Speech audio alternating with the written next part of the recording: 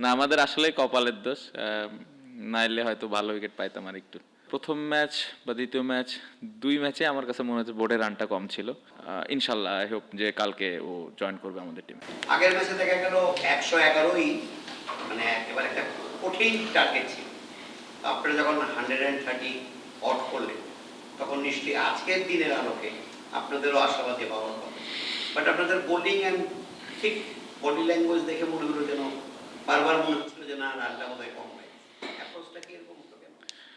না, আমার মনে হয় যে প্রথম ম্যাচ বা দ্বিতীয় ম্যাচ, দুই ম্যাচে আমার কাছে মনে হচ্ছে বোর্ডের রানটা কম ছিল। আপনি 133 রান করে আসলে ডিফেন্ড করা খুবই ডিফিকাল্ট, বাট যেভাবে আমাদের বোলাররা বোলিং করেছে, ফিল্ডাররা ফিল্ডিং করেছে, অবশ্যই আমি খুবই খুশি তাদের অ্যাফোর্ডে। এবং তারা বিশ্বাস করছিল যে আজকেও খেলাটা আমরা জিততে পারবো। বাট ওদেরকে ক্রেডিট দিতে হবে যে ওপেনিংয়ে যেভাবে ওরা ব্যাটিং করেছে শুরুর দিকে, আমরা উইকেট নিতে পারি নাই। সো ওই জায়গাতে ওরা একটু আগিয়ে গেছে, বাট আমার মনে হয় স্টিল আমরা ব্যাটিংয়ে কিছু রান কম করেছি।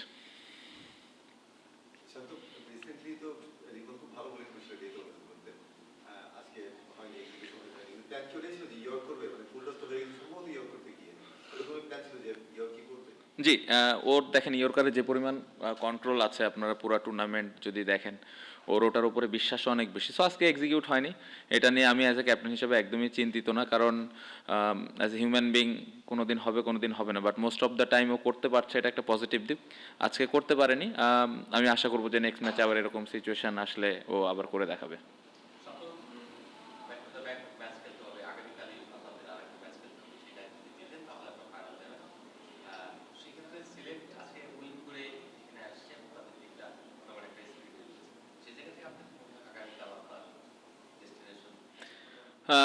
আপনি যদি পুরো টুর্নামেন্টটা দেখেন, আমরা খুব ভালো ক্রিকেট খেলছি আলহামদুলিল্লাহ, বাট একটা পজিটিভ দিক যে কালকে খেলা মন খারাপ করার বেশি সুযোগ নাই। সো এটা একটা পজিটিভ দিক। কালকের ম্যাচের জন্য প্রিপারেশন নিতে হবে। আমি মনে করি যে আমাদের দলটা যেভাবে খেলছে, আমি আশা তো করতেই পারি যে আমরা কালকে একটা ভালো ক্রিকেট খেলে ভালো ম্যাচ উপহার দিব।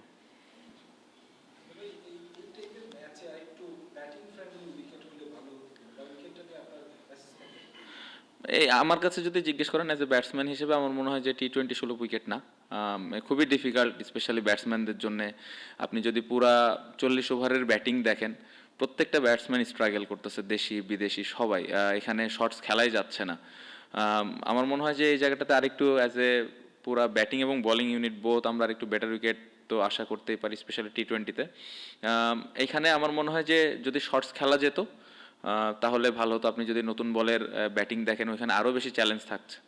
সো আসলে উইকেট নিয়ে খুব বেশি আসলে যে কথা এখন বলবো এটা কিছু বলারও নাই, কারণ আগামীকালকে ম্যাচ, যেরকম কন্ডিশন থাকবে ওই অনুযায়ী আমাদের খেলতে হবে। সো এর ভেতর দিয়ে যত ভালো ব্যাটিং করা যায়।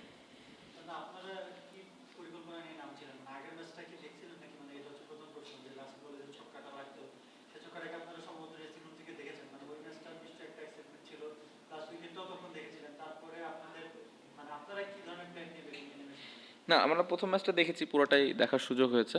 না, আমাদের প্ল্যান এরকমই ছিল যে কিভাবে আমরা মোটামুটি একটা স্কোর বোর্ডে দাঁড় করাইতে পারি, 140 150, যদি বেশি হয় আরও বেশি। সো এরকমই প্ল্যান ছিল, কারণ আমাদের যে বোলিং অ্যাটাক আছে, আমরা এই ধরনের রান ডিফেন্ড করেছি এই টুর্নামেন্টে। সো আগের ম্যাচ দেখে একটা এক্সপিরিয়েন্স তো ছিলই, সো ওইটা আমরা করতে পারিনি আজকে।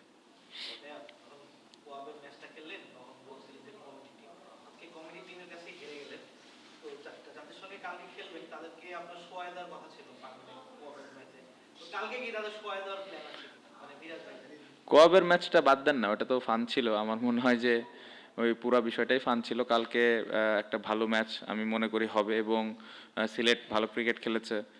অবশ্যই আমরা পুরো টুর্নামেন্টে যেভাবে খেলেছি, যে দল কালকে ভালো ক্রিকেট খেলবে তারাই জিতবে। সো অতীতে কি হয়েছে না হয়েছে, কোন দল আজকে চিটাগং ফাইনালে গেছে, ওরা ভালো ক্রিকেট খেলেছে, ফাইনালে গিয়েছে। সো আমার মনে হয় না যে অতীতে কি হয়েছে এটা নিয়ে আসলে চিন্তা করার প্রয়োজন আছে। কালকে যে দলটা ভালো ক্রিকেট খেলবে ওই জিতবে।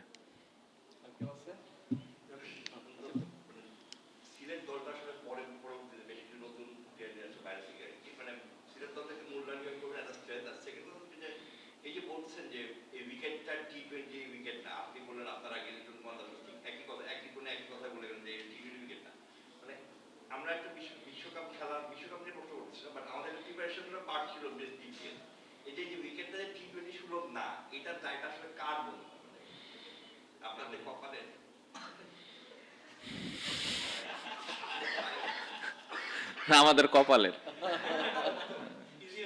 না আমাদের আসলে কপালের দোষ, নাইলে হয়তো ভালো উইকেট পাইতাম আর একটু। আর সিলেট দল নিয়ে আসলে মূল্যায়ন আমি করতে চাই না, কারণ ওরা ওদের জায়গায় থাক, আমি আমার দল নিয়ে মূল্যায়ন করব এবং আমি আমার দলের উপরে বিশ্বাস আছে। আমি যেটা বললাম যে কালকে ভালো ক্রিকেট খেলেই জিততে হবে, সো চেষ্টা থাকবে যে কিভাবে আমরা ভালো ক্রিকেটটা খেলতে পারি।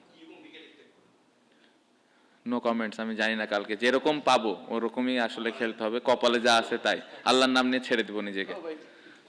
শান্ত, আমার একটা আউট অফ ট্র্যাক প্রশ্ন, এই প্রশ্নটা লিটন দাসকেও করা হয়েছিল।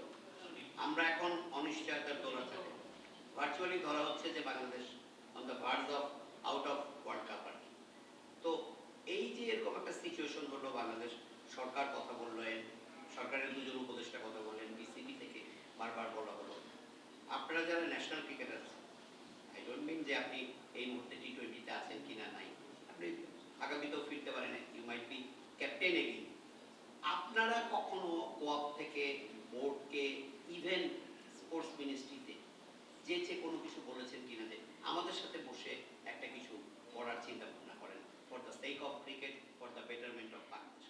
না, ওইরকম সুযোগ হয়নি। দেখেন, আমরা যারা কোয়াবে আছি তারা খেলা নিয়ে অনেক ব্যস্ত ছিলাম, পাশাপাশি রিসেন্টলি একটা ঘটনা ঘটলো, এটা নিয়েও আসলে প্লেয়াররা মাঝখানে একটু খেলা থেকে বের হয়ে গেছিল, খুবই difficulties. But as a player হিসেবে দেখেন, আমরা সবসময় চাই ক্রিকেট খেলতে, আর বিশ্বকাপের মতো ইভেন্ট হইলে তো অবশ্যই, কেন না, কারণ এই ধরনের ইভেন্ট 2 বছর পর পর আসে, 50 ওভারের খেলা 4 বছর পর পর আসে। সো এটা আমার মনে হয় যে আমরা এটা আমাদের জন্য অপরচুনিটিস ওইখানে ভালো ক্রিকেট খেলার। বাট এগেন, এখানে অনেক ইস্যুস আছে, সেই বিষয়গুলো 100% আমি পার্সোনালি জানি না।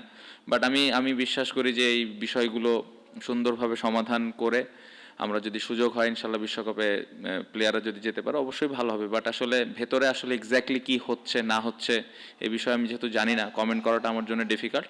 বাট এগেন, প্লেয়ার হিসেবে তো অবশ্যই আমরা খেলতে চাই।